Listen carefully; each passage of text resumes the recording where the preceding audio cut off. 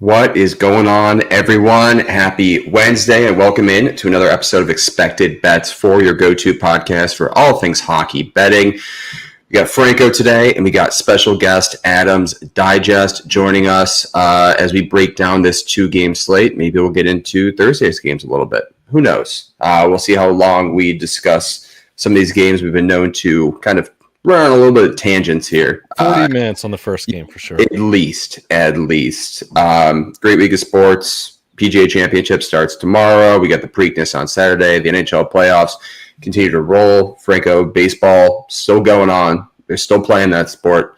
Have you been betting baseball a lot, or? The last 2.5 weeks, I've been kind of just like letting it go because it's like the at least for me, like the way baseball is, especially with the way I bet, like more like overs and stuff.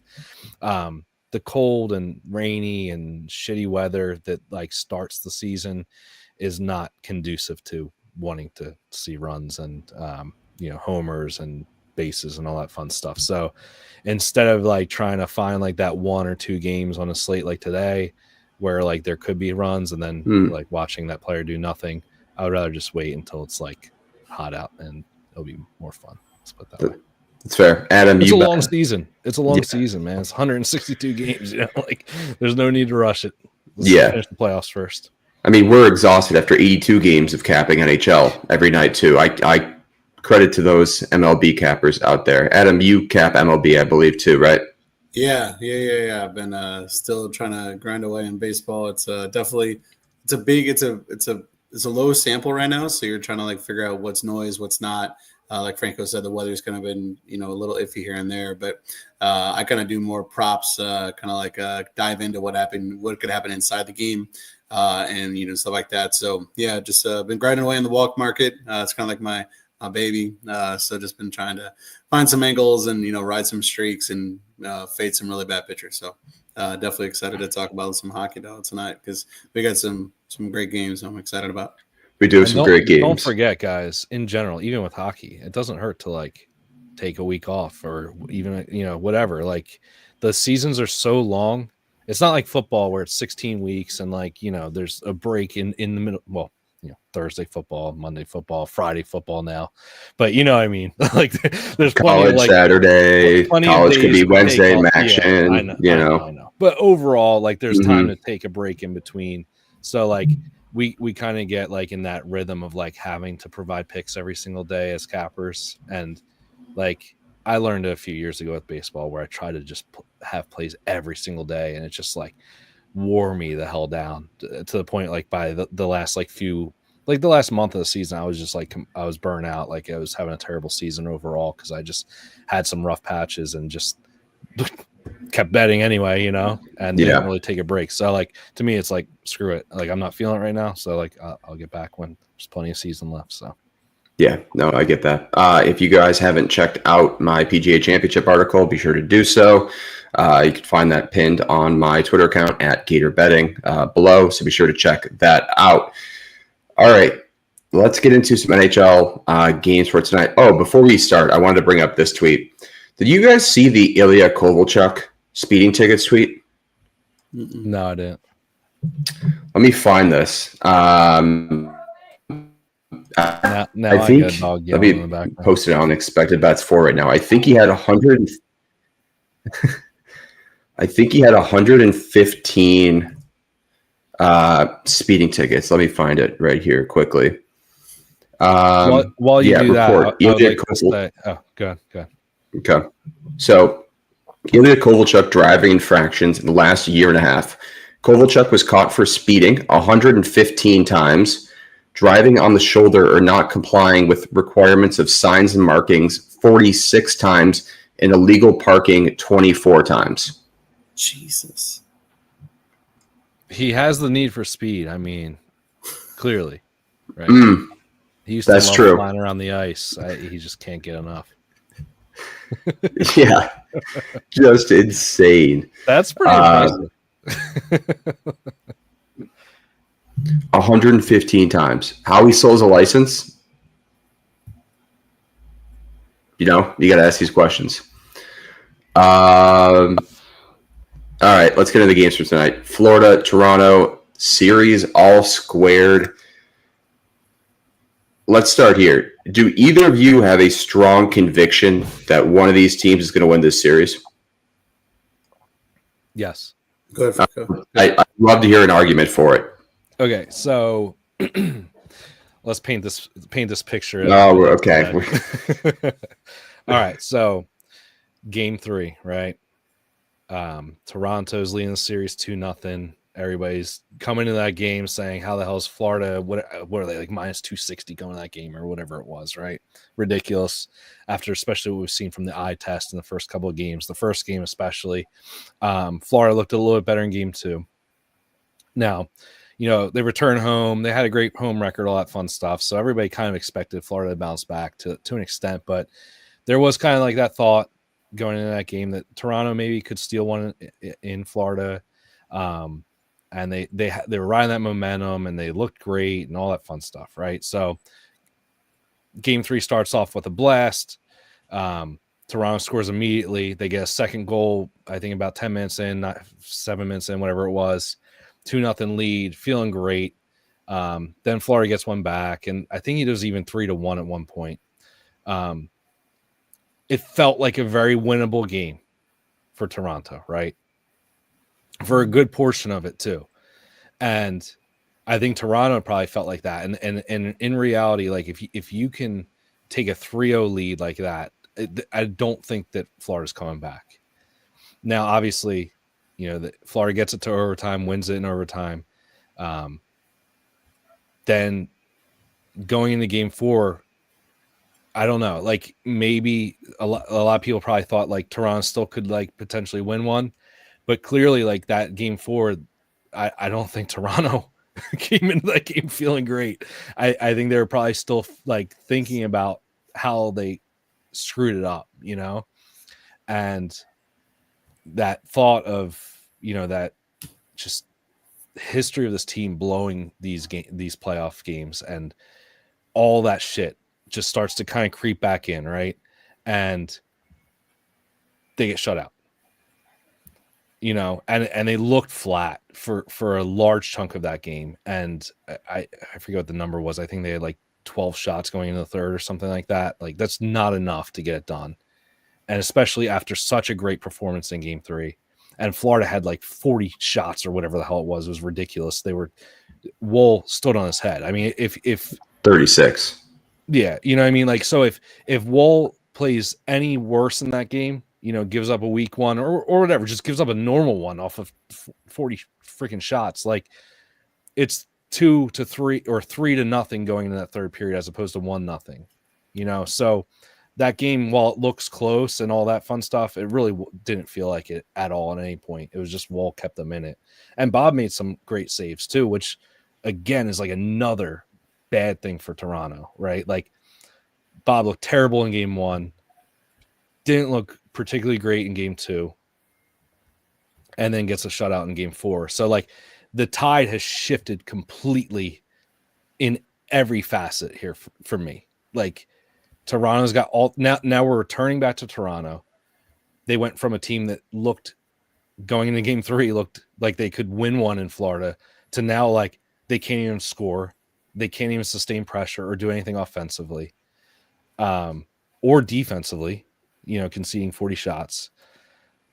How can you feel good about Toronto coming into this game at all, especially with their previous woes? So like, to me, it's like I feel like Florida wins this game and they win game 6, and so like I think the series is over. Frankly, I don't know unless something crazy happens, but like to me, like Bobrovsky's got his confidence back and looks great. The offense of Florida has returned to look effective again, like that team that we know that can just sustain pressure and just like wear you down, and they're getting scoring from other players too, which Barkov was shut down. Like I have my thoughts there. We'll talk about player props in a minute, but like I don't know, man. Like I think Florida minus 148 feels like a good price, and maybe they're just baiting us in again, and we're just going to take that bait like we did in game 1 and 2, and Toronto gets it done, but we'll see. My only thought is 3 games ago, if Toronto is going to win a game, I think it's this. I think it's game 5. I don't think they'd win game 7. I don't think they'd win game 6 in Florida. I think this is their last chance at winning a game in this series. Despite the games coming back to Toronto for game 7, I have no faith in a Leafs game 7. That's my only contingency, is that if the Leafs are going to win another game in the series, it's going to happen tonight. I agree with that. I think this is why you bring in, Berube. Sorry, my brain is tired of the day. This is why you bring in Berube. For games like this, the Blues, back in 2019 when they went on that run, they had a big loss, came back game 7, and just said, hey, we're going to go back. We're going to go out and win this game. Like, he had comments to his players. Obviously, he's going to make probably a couple of lineup changes.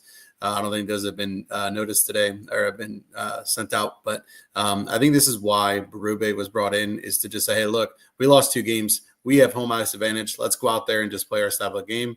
We've already won 2 games at home. So I agree, Gator. I think this is the best chance they have to win another game in this series, and that's tonight. This is why you bring in Chris Tanev.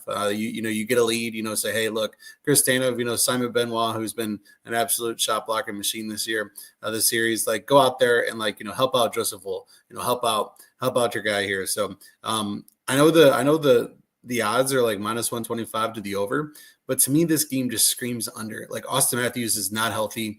Like, again, it would probably be like an under and then like maybe like a live bet over if this game's like 1-goal game going into the third, because how early somebody's going to start pulling the goalie, and stuff like that. So to me, it's just, I don't have any confidence of like who's going to win this series, because I think there's a possibility of Florida just like they could lay an egg. I don't think they will, but there's a chance that they could, coming off 2 straight wins, say, hey, we got this. And then, Toronto just somehow pulls a trick out of their basket again and says, hey, we got this, but yeah, I think Matthews is hurt. So we'll talk about some player props here in a minute, but I think they win tonight though. Yeah. So let's talk about that. Matthews is hurt. If you are going to back, let's say, one of Toronto's big 4, Tavares, Nylander, Marner, Matthews, I think Matthews is kind of out of the conversation tonight. Who of those 3, Tavares, Nylander, Marner, are you kind of looking at in the player prop market, whether it be points, shots on goal, anytime goal scorer? Who of those 3 would you guys kind of look to target in tonight's game? Go ahead, Franco. All right, so I want to start with this first before I say who I'm going to target. But so because Matthews hasn't looked effective in the offensive zone, I would say, at least in game 1 and 2, his line was able to shut down the Barkov line pretty effectively. That was when Verhaeghe was on that line as well. So, I mean, Reinhart I don't think had any points in game 1 and 2. Barkov, I think, had 1, and then Verhaeghe was blanked. So I think that's, if you're wanting a positive about Toronto, is that they'll be able to match that lineup now. So in Florida, Maurice did a good job of getting that Barkov line away from the Matthews line. So I think it ended up being the Lundell line, and that's why we saw that line kind of stop being productive. So this is all going to play into like where I'm leaning for the lines, but that line was super effective in Toronto. Whereas they kind of got shut down because they were against that Matthews line. So I think the Matthews line has done fantastic defensively. So I don't want to like kill Austin Matthews for his lack of offensive production. I know like that's what he's there for mainly, but like at least he's doing something, right? Like, and Marner's been effective as well, at least on home ice. So, and Knives has been great. But anyway, with that being said, I think that you have to look at the Nylander and Tavares line and Pacioretty again. They've been great all series overall. I think they were blank. They were obviously blank last game, shutout. But prior to that, I think Nylander had a goal in all 3 games. So, and I believe Pacioretty had points in all 3 games. So that's where I'd be looking if I'm backing any Toronto props at all. I think I'm going to go probably a little sprinkle on Nylander goal. I do lean the under as well with Adam. Sorry, I forgot to mention that, but I do definitely lean under here. I think this is going to be more of a tight 3-1, 3-2 type game going, late in the third here. So 2-2 at the end of the first sounds about right. Yeah, I know, right? It's been wild. The like opposite type of stuff that obviously happened that 2 nights ago. That was crazy. But anyway, with that being said, I'll probably look to Nylander goal just because of how awesome he's been as a goal scorer, especially at home. I think they will get their favorable matchups with that line. I think that is the line that Berube is looking to find offense with, as opposed to the Matthews line. I think that's kind of what he's conceded. He said, screw it, let's shut down the Barkov line with Matthews and let's get these guys out there. So, and then if you do a Nylander Pacioretty parlay for a point, that's plus 210. I'm going right back to it. I grabbed it last game, obviously missed, but plus 210 feels like a fantastic price for 2 guys that have been just really great offensively for this team. Yeah. Go ahead. No, Adam. Yeah, so I know somebody said in the comments it's Marner. He got called out by his coach. Like sometimes shooters just don't shoot, and I sometimes like I want to believe in Mitch Marner to shoot the puck a lot, but I just don't. I haven't seen it. He's just been really passive, and with Matthew Knies on that line too, like he's not afraid to shoot as well. He's great to get to the greasy areas of the net for tips and deflections and everything like that. But to me, it's got to be that what like Franco said, it's got to be that JT and Willie line. Max Pacioretty is kind of like that greasy guy as well, getting to the front of the net as well. So kind of what Matthew Knies is doing on the first line. So I actually think, and this is kind of fun. This is a kind of an angle that I've been kind of doing first period shots on goal, just because, and I've kind of done it all year, but especially in like must-win games. I think this game needs a lot more. Shout out Ian Cameron on the ice, guys. He kind of made sense. This game means the win means more to Toronto than it does to Florida losing, because they know that they can have. I think their series could go back to Toronto. They can win Game 6 and go back to Toronto and win on the road. They've done it before. So I'm taking Sergei Bobrovsky over 8+ saves in the first period. You can get that minus 120. I don't care where the shots are going to come from. I think Morgan Riley's going to fire. I think all these guys realize you got to put the puck on net regardless if it's coming from the point, coming from the circle, right in front of the net. I think Toronto does come out and shoot. I just can't pinpoint on which one I want. So I'm just going to take the goalie angle and take that 8+ saves for Bobrovsky in the first period. Yeah, I even like his 22.5 saves tonight too. It was minus 130. Now it is up to minus 148. So we got a comment about Mitch Marner shots, and I know you're off of it, but I do want to kind of walk through this one. In Game 1, he was terrific. He had 4 on 6 attempts, 2, 1 on 3 in Game 2, struggled in Game 3, no attempts, no shots on goal. Last game, he had 0 shots on goal, but he had 6 attempts. He had 6 attempts last game, which means he is starting to pick up that shooting production. You can get his 2+ shots tonight. Mitch Marner at 2, which is a crazy price, kind of considering his range all season was at 2.5. Sometimes even bumped up more when he would go on those streaks. At minus 115 right now for 2+ shots in regulation on FanDuel right now for Mitch Marner. I don't necessarily hate that look. I know you brought up Matthew Knies. Knies at 2 is, I think, minus 210. Like crazy price, but he has hit that 3 mark in 3 of the 4 games this series. So if you are going to look to Knies tonight, which again, another look I don't hate, his attempts have been solid, 6, 4, 3, and 4. I would look at that 3+ mark, and then on DK, you can get Matthew Knies at 3+ for plus 125. So I don't hate either of those, kind of going to Knies or Marner at that 2+, but they are on the same line as you mentioned. So that is my only issue. And then kind of summing things up here, 22.5 saves for Bobrovsky tonight. I love that. That's probably one of my best bets. Franco, any other player props you were looking at in this game? Because there's a bunch on the Florida side. And then I have the parlay piece of all parlay pieces tonight. Yeah, so I mean, I kind of hinted at it before. As far as the Florida side goes, I'm definitely looking at that third line. Just given their production on the road in this series so far. Marchand obviously leads the way there as far as what he's done this series. He obviously missed his point prop last game. I think his point prop at plus 112 is a pretty good price there. Obviously, we're getting a little bit better earlier in the series, but I'm fine to go back to it there. I'm literally just gonna run back the same bet. Like, I was dumb. I bet it in game 3. This line, right? I did Marchand and Lundell point parlayed, and then I ran the whole line, all 3 of them with Luosterainen. And it missed in game 3. And then I was like, you know what, I got to go back to it because, you know, that's how stuff goes sometimes where it's, you know, the day after type bet theory at least. And they didn't get it done in game 4 either.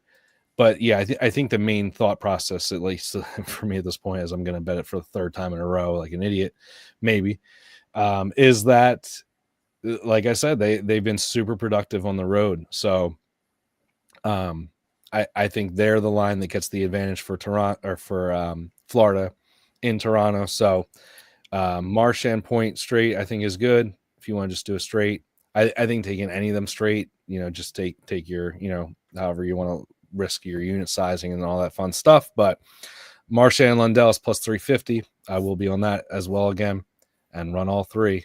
Add Luosterainen in there plus 1,000. So just a ridiculous price considering the overall hit rate on the road. Both games, all 3 of them got there. So I'm just going to run it back at plus 1,000. It can't hurt. That's for sure. Yeah, I like that Marchand point as a straight 2. Lundell at 2+ right now on DK for his shots is minus 190. If you go to FanDuel, which is a 60-minute market, his 2+ shots on goal is minus 146. A little bit steep of a price, but again, looking at his numbers this series, he's been terrific. 4, 3, and 3. His attempts follow as 7, 6, and 4. I don't hate Lundell to put up 2 tonight in regulation. So I'm definitely probably going to place that one. Any thoughts on Ekblad?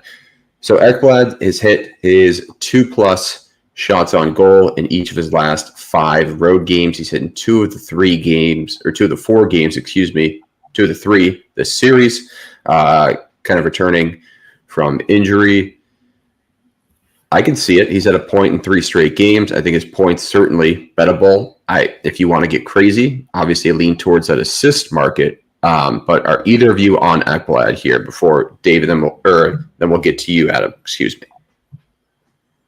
I think the Ekblad point is a fantastic value. Yes. So yeah, I mean, and if you want to go assist, I don't mind that either. If you want to get a little more, maybe do like if you're going to bet like a unit on it, do like 0.75 on point and then like a quarter unit on his assist, just to get a little more value there and not have too much risk, or go 50-50, whatever. But yeah, I mean, he's been pretty great this playoff, so definitely worth a shout. Yeah, I agree. I think there's some value to be had on Ekblad tonight. Adam, what are your plays for player props tonight between Florida and Toronto? Yeah, so you know me, I'm a block shot kind of guy. Always been, especially in the playoffs. If you're not betting Chris Tanev I think they could get out to a lead. I think Chris Tanev 3+ block shots minus 130 is an absolute steal. I think they win this game. I think they have a lead going into 3rd. He had 5 and 5 his 2 games at home when this was the same case. I think this is just great value for a guy that was pretty much brought in to literally block shots. He doesn't do anything offensively. He had a goal in the series. What to do? Don't think that's he probably won't do that again this series and the rest of the playoffs. But to me, I think Chris Tanev is a great look here for you. Also, I love what Franco said about Brad Marchand in that line. That line is just buzzing. So Brad Marchand for an assist, you can get this at plus 205 on DraftKings. I think that's absolutely great value for a guy looking to continue to curse the Toronto Maple Leafs like he's done his entire career. So those are the 2 plays that really stuck out to me. Simon Benoit as well at home has been insane. His over 2.5 shots blocked is plus 120, I believe. He's kind of like that taking that line against Sam Bennett. He's on the ice versus Sam Bennett line, which we kind of talked about, Matthew Tkachuk, Carter Verhaeghe line, which has really been firing at home or on the road at least. So love Simon Benoit for 2.5. And I think he could, I'm not sure. I think he's on the second penalty kill unit, if I'm not mistaken. But he's playing a ton of minutes 5-on-5 at home as well. So Simon Benoit over 2.5 at plus 120. Also forgot about Morgan Riley, too, at that 1.5 mark. Looks unbelievable. I like all three of those props. So I probably will place this parlay of Benoit over 2.5 blocks, Tanev over 2.5 blocks, and Morgan Riley over 1.5 blocks, plus 525. So a little block shot parlay tonight. Instead of shots on goal, we're going to go towards the block shot market. So I like all three of those looks, are all two. Benoit and Tanev, both plus Tanev minus 130. Benoit plus 115. So great looks on that. Anyone going back? Before we do that, let's open up a comment here. Bobrovsky saves. Yes, love that tonight at 22.5 here. We talked about Matthews earlier. I don't think any of us are on his shots tonight. We like Nyes, but we don't like Matthews. Is that correct? I mean, I'm not betting any shots, period, at this point. But I don't know. I guess like I could see a situation where Matthews does have a game with like the media kind of saying like, oh, like he hasn't done anything offensively productive this series. Like there's always that potential. So there, at any point Matthews could have a 6-shot game. That's just the type of player he can be. But yeah, I would say I probably lean more towards Nyes. I mean, it's a lower number to reach, and he's been more of the guy we've seen it from. Yeah, we're certainly not taking the under on Matthews tonight, but we're also not taking the over. So I like that. Yeah, Matthews is one of those guys where like you don't want to bet him, you don't want to bet the under, but you don't like to me right now what he's showing. I can't get there on the over. Yeah, I just think his wrist is really affecting his shot right now. Yep. Franco, our resident draw guy. I don't mind it. I like I said, I think it's a 1-goal game in the third period. I don't know how far into the third period, but I think it's a 1-goal game. As much as I think Florida wins this game, I don't think it's like a 5-2 game or something like that. I don't see that. So whenever a game is a 1-goal game going in the third period, there's always that potential for a draw to happen as opposed to the empty net. Especially, is it me or is it like spotty as hell with the empty netters? Like, yeah, Florida didn't get one in game 4, right? They had like 3 or 4 minutes of empty net time. It felt like Dallas didn't get one last night. You know, it's just like yet Carolina, and I'm still pissed about that. I can't get over that. But yeah, so I don't know. I think there's just always potential for a draw, especially as these series get closer to the end. It's just going to be that situation where like it's 1-1 in the second period, and with a minute and a half left or 3 minutes left, like that one goal goes in, that stupid goal, or that power play happens and they get a goal, whatever it is, and then that team like shuts it down. It seems like is what typically happens as we get later in the series. It's not like that, which I don't really understand. Is you would think you would want to have that like more killer instinct where offense is like the best defense sometimes. You just control the zone and don't let them get anything going. Some teams just shut it down instead. So I could see that situation where like the deadlock's finally broken at some point in the second, and then they try like sustain that 2-1 or that 3-2 lead throughout that third, and we could get that late goal to tie it up and we get overtime. Yeah, I mean, these games haven't been blowouts here. First 3 games, 1-goal games. Game 3 went to OT. Even game 4, 2-0. So draw is certainly a possibility tonight. I wouldn't be shocked if it happens. I'm not sure the price. Probably somewhere around 3-1, maybe 3.5-1. But yeah. And then the last comment before I move on here. That's fair point, Dave. That is a fair point. Any other bets in this first game tonight?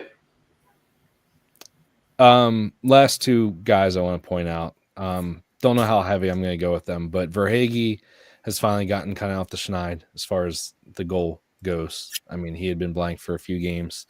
Now, obviously, he was blank twice in Toronto, but he was on the top line. He's now on the second line, which had been decently productive in the Toronto games. So I don't mind riding a hot hand there. I'll probably sprinkle his goal prop just because I believe in a guy, especially like him with his playoff previous playoff success. I don't mind riding a hot player that has shown in the past to be productive in the playoffs. So I don't mind grabbing his goal for a sprinkle at plus 240. And I'd be remiss to say that I wouldn't take Jesper Boquist being bumped up to the top line for a goal. Like I said, I'm not expecting the top line production to come from the top line, and I lean the under. So I'm betting all these stupid props for overs and goals and all this fun shit. But out of just what always seems to happen, I have to take Boquist to score. I won't be taking any other props over the first line, but I will be sprinkling him just because I have to do it. You just want the clip when you're right. Damn right. It sucks too because the value is not even good. The guy's been scoring like 1,000 years. You know, he's like 490. I wish I was getting plus 700 from him, but I'll take it. All right, second game on the slate for tonight. We got Edmonton and Vegas. Edmonton up 3-1 in this series, looking to close out Vegas on the road. Vegas minus 120, Edmonton even money. Total set at 6.5 here. Stuart Skinner coming off a shutout. Yes, Stuart Skinner coming off a shutout. Credit to the mustache. We pointed out last game. So, Franco, it's only right that we start with you in this one. Any plays on the side or total? All right. I'm been very pro Edmonton, I guess, so far in this playoffs. Like I said last episode. You're sure? I got my fake Edmonton shirt on here. But I think this is the game Vegas takes here. I think Vegas does win this game tonight. However, I did take a future on Edmonton to win this series 4-2. And that would be what would most likely transpire if Vegas wins this game tonight. So I'm almost kind of obligated to hedge by taking Edmonton tonight. That being said, so I think I'll probably just lay off sides. But like if I didn't have futures or anything like that, I think I would lean towards the Vegas money line at minus 120. Feels like a really good price. I feel like this goes back to the over here. But I don't know. Like, I feel like as these series go on, they get tighter, even with the amount of offensive ability, even with both these goaltenders being overall horrendous, all playoffs. So I think like another way, if you don't want to take Vegas money line, maybe you take their team total, 3.5 plus money. Maybe you wait live. See if you can get a 2.5 live or something like that. I don't mind doing the Vegas first period to score is terrible. Never mind. Just kidding. Maybe you do both teams to score in the first period. If that price is terrible again, I'm not doing it. It needs to be plus like 150 or better for me. So I'm assuming that's not going to be the case either. So the books are thinking we're going right back to an over again. They didn't really juice it down at all. I don't know. I think Vegas does come out in the first. So maybe Vegas first period money line or something too. Maybe that's the bet I take because I don't want to take Vegas for the full game. I like that. Vegas first period money line. Because then you have the option draws a push. Yes. Yep. Yeah, I think like that's the if you can get a home team on the first period money line at all in this playoffs, I think you got to take it. Like especially coming off a loss, so maybe like even look at that in the Toronto game, because you get that push protection. I just think it's a great way to kind of like take the team coming back home, needing a win, to come out at least in the first period and be effective. I don't trust them maybe to hold the lead the whole game, but I think it's a good way to kind of get some value. Yeah. Adam, how about you? Any plays on the side or total in this one? Man, this game is just like the number, the sharp money is coming in on Vegas, but to me, it's just Mark Stone's not playing. I don't know if anybody just addressed that or not, but I think he's doubtful to play tonight. We were kind of talking pre-show. I think this is actually an addition by subtraction for Vegas tonight. Mark Stone has not been himself this postseason. Like Franco kind of said, he kind of looks a little slow. He's just kind of like he's just kind of bringing Eichel down with him, and the numbers are showing that. I mean, Eichel's shots on goal line is over 2.5 minus 156. You can get it 3.5 plus money. But like he hasn't hit, obviously they played 2 games in Edmonton, but even at home, he's only hit over 2.5 one time in the series. And he's 6'6", 5 attempts. Now you're telling me that it's minus 156 for over 2.5. The books know that like the subtraction of Mark Stone is probably going to open up Jack Eichel. He's probably going to put the team on his back a little bit. So I don't hate his over 3.5 as a parlay piece. But sorry, we're not getting into player props right now. I do like Vegas. I do like Vegas as well tonight. I think Aiden Hills bounces back. With Pavel Dorofeyev and Thomas Hurdle and everything like that, I think that line could be cooking as well. So yeah, give me Vegas money line tonight. Yeah, I think we're kind of all in consensus here of this is the game Vegas is going to win, and then in game 5-2 in Florida Toronto, this is the game Toronto is going to win. We don't see them necessarily winning the series, but this is probably their best chance at getting one for Vegas and Toronto. All right, getting into player props here. Adam, since we've already started this, why don't you kick us off here with player props for Edmonton, Vegas? Yeah, so I kind of put it on my little pick in the Puck Luck Cup little capper tournament that I'm in right now. Give me Pavel Dorofeyev shots all day. Give me his ladder. This guy's the chucker. It's a must-win game for Vegas. He's shoot on the power play, and you take another shot away from him on the power or on the power play. William Karlsson, I think, moves up to that top power play. He does. He's not like the biggest shot guy on the power play. So give me Pavel Dorofeyev. I got his. I did get his over 1.5. It's gone now. This price is gone. I got his over 2.5 and minus 142 on Profit X a little bit earlier this morning. I think it's minus 160 now. But also you can get his. I don't mind his 4+, 5+ as well. So yeah, give me Pavel Dorofeyev shots over 2.5. You can run it up to 5.5 if you want for over 5. I don't hate his point at plus money as well. The dude is literally just he's just a shooter. So anytime you shoot the puck a lot, you get the chance of a deflection, go in, all that stuff. So don't hate that. Also, like I just kind of mentioned, Jack Eichel. Now, I haven't really been like on the shots market, but I've been kind of in the shots market in elimination games. So this is what I kind of love doing, is finding spots that I wouldn't normally do and do it. So let's do a Jack Eichel over 2.5 and Pavel Dorofeyev over 2.5. A nice little parlay piece, little builder there as well. So those are my two little plays I have for this game. And then obviously if you go McDavid 2+ points, I'm not gonna yell at you. Probably making money.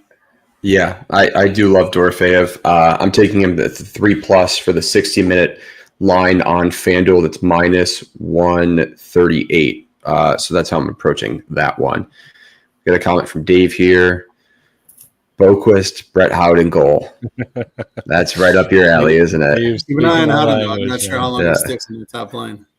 Yeah, I mean that's my only worry. If we're assuming Vegas is going to come out and look effective. But like if that's not the case, like I could see Dorofeyev moving up. I could see Barbashev moving back up there. Like they could really shift that top line or do like the superstar thing where Eichel's just kind of double shifting, playing all over the place. And a guy like Howden doesn't get the minutes that we're thinking. But yeah, I think it's always worth doing something stupid like that. You can get plus 29, 2918 on DraftKings for that parlay. So, yeah, I'll sprinkle that. What the hell? I bet stupider things than that. So I do think I agree with you guys though. I think this is very much an Eichel game. I think Eichel 2 points looks fantastic at plus 155. It just feels like he's gonna have to do it. You know, we've seen him be able to do it obviously in the past. They'll be able to get him in advantageous matchups. I think his assist at minus 140 is a decent value as well. Maybe go 2 assists at plus 350. I don't see him scoring, you know, like it's not really what he does. I know he can. I do like Dorofeyev props as well, like Adam highlighted already. I'm not going to go any more into it, but he is that sniper on the power play. So I could maybe be talked into a shot prop there. I probably won't take it because I'm done with it. But I don't mind it. So if you want to bet a shot prop, there you go. Yeah. As far as Edmonton goes, I do think we will still see production from Edmonton. I don't think this is like a 3-0 Vegas win or 3-1 Vegas win. I still think we probably see some goals here. Like I said, I do lean towards the over as much as we did get an under last game. Yeah, I don't know. I think you got to go back to Nuge Point. It's minus 130 today. I don't understand how he didn't get a point that game. It's just like he was moved into a better situation than he was in the first 2 games. He had been on a heater and like he gets no points. I don't really understand. So this is what it is. Minus 130 feels like a good price. I'll go right back to it. And I don't mind Evan Bouchard assist at minus 115 either. Feels like we're kind of due for like a game where like Edmonton's power play kind of like does something. It's been kind of lacking so far, and it's not like Vegas took the least power play or penalties in the league over the season. That really hasn't been the case in the at least in the series. Like I feel like Edmonton has had opportunities and they just haven't been very productive.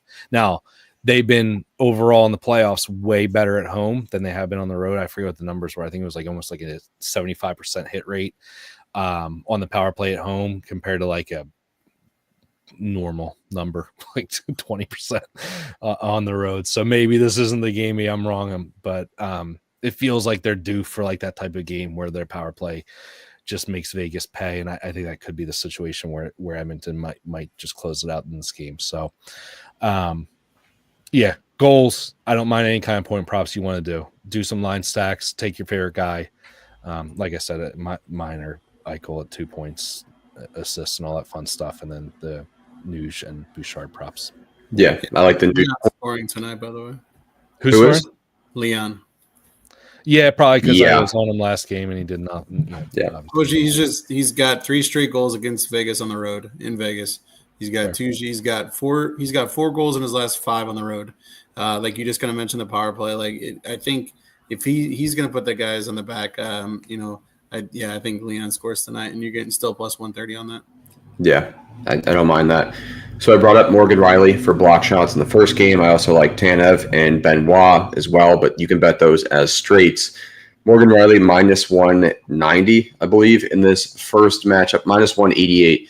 Parlay piece in this game, Noah Hannafin, minus 140 or minus 154. You parlay those two together, both at over 1.5 block shots, plus 152. So that is my block shot parlay of the night. I'm probably just going to take Tanev as a straight. I'm probably going to skip Benoit, but Tanev at that 3+ mark is also going to be in the card. Dorofeyev shots 3+, the 60-minute line on FanDuel, minus 138. So I'm also taking that. Nuge Point, just out of principle. That's a principal bet. So I already lost money on the last game. Might as well double down. Got to go back. Got to go back and get that money that he lost me. All right. Any other props for tonight? One thing I forgot to bring up, and I'm a sucker for defensemen. So I actually don't hate. This is like a quarter unit bet, not a lot. But Morgan Riley goal. This is at plus 1100. Morgan Riley had a goal in, I believe it was game 2 versus, game 2 versus Florida at home. And he's got 2 goals in this game, in this series. He had a goal in game 1 and game 3. So Morgan Riley chipping in, not the most unlikely, not the most likely guy to score tonight, but the guy in closeout games we've kind of seen over the years, defensemen kind of take a little bit more shots, just get the puck towards the net. It's not an elimination. I'm tired. Sorry, guys. Not an elimination game in this game, but in a must-win game, knowing they have to go back to Florida to win 2. I think Morgan Riley for a goal is not a bad look at plus 1100. You get onto this on FanDuel, so kind of fun little prop there. And his over 1.5 shots on goal is like plus 115, which is even crazier. So, yep, I would agree. All right. I think we've been going for about 45 minutes here, so I think we're going to have to skip tomorrow's games. But we can build our parlay of the night if you guys are ready to do that. Yep. All right. Let's do that. 1 second here. Let me just log in to DraftKings so we can get that. Isn't it funny that this game for Toronto feels like a must-win, even though this game? It is. I mean, it really it is. Like if you lose this game, it's done. Like you're, it's just crazy, man. It's game 5. Like yep. We're not even there yet. No. Holy hell! All right. So before we get started here, be sure to check out our sponsor, DraftKings. New customers can get $5 or can bet $5 and get $150 in bonus bets using promo code THP. So use that promo code THPN once more. You bet $5 in bonus bets right away. All right. Parlay of the night, the same game X boost on DraftKings. We have to use 4 legs. We get a 33% boost. So, Franco, I'll start with you here. What is your parlay piece for tonight? Let's go. Let's go Marchand Point.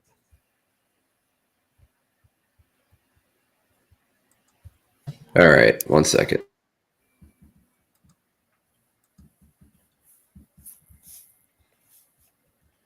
All right, Adam, what about you? On Toronto, by the way, that line moved from -142 to -135. What was that? Money came in on Florida or on Toronto. So you got Marchand Point. Adam, what about you? What is your parlay piece for tonight? Yeah, it's going to be Pablo Dorofeyev over 2.5 shots on goal. Love that. Love that. He has not played a home game in this series. He was out game 1 and 2. And he is an absolute monster at home. Awesome. All right, I'm going to go with one of my block shot props here. I'm going to – you guys like Morgan Riley or Noah Hannafin better tonight? I kind of like Riley better at home. It's the Spider-Man gif. It's the same. It's the same. It's the same. So, all right, with that then, I think Hannafin's got better odds. Let's do it. Yeah, all right, Hannafin's got better odds at that 1.5 block shots. We need one more leg here. Does anyone feel confident in any sort of play? Jesper Boko's goal. You could also do the Morgan Riley block shots too. That's another parlay. Better than Tanev. Those are my two. I don't mind Tanev here. I like Tanev at -130. Better odds. I can see Florida shooting. Like especially if Toronto, you just said Toronto's getting money. If they get out to a lead, like that's exactly what happened in games 1 and 2. Is they literally even losing, he still had 3 last game. So I like Tanev. I don't mind it. Gator, are you speaking? You're muted. You're muted. Can you guys hear me now? Yeah. All right. Pavel Dorofeyev at 3+ shots on goal. Noah Hannafin at 1.5 blocks. Brad Marchand Point and Chris Tanev at 2.5 blocks. Using the same game parlay boost, 20% boost tonight. That is plus 1,022. Love it. I like it. All right. So that will be posted on our Twitter in a second. I just need to create the graphic for that, and that will be posted. Any other plays before we sign off tonight, guys? You know, it's wild. Toronto to score in the first period is -145 on DK right now.